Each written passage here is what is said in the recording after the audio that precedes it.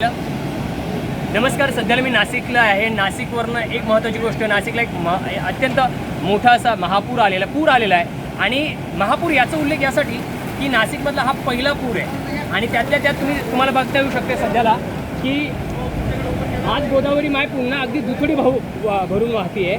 नाशिकमधलं एक श्रद्धास्थान असलेलं दुतोंड्या मारुती जो आहे जवळपास संपूर्णपणे पाण्याखाली गेलेला आहे. जिकडे तिकडे बघावं तिकडे अगदी पाणी झालेलं आपल्याला दिसून येते. आणि गेल्या अनेक दिवसापासून नाशिक जिल्ह्यात सातत्याने मुसळधार पाऊस सुरू होता.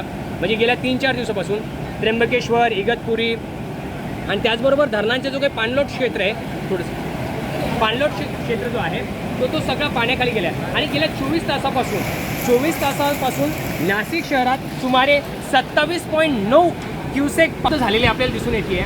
आणि त्याचबरोबर दारणा धरण जो आहे, तर असं एक आम्हाला माहिती मिळाली, दारणा धरण जो आहे तो 86% भरलेला आहे. त्याचबरोबर आपल्याला जो काही म्हणजे तिथून सुद्धा पाण्याचा विसर्ग सोडलेला आहे. गंगापूर धरणातून सुद्धा पाण्याचा विसर्ग सोडलेला आहे. आणि रामकुंड परिसरात संपूर्णपणे जलमय भाग झालेला आहे. अगदी पाण्याची पातळी वाढते. आत्ता जो पाण्याची पातळी होती ती कमी होती, आत्ता एवढ्यात पुन्हा पाऊस वाढलेला आहे. आणि ती जी मूर्ती आहे ती पुराच्या पाण्यात बुडताना आपल्याला दिसून येते.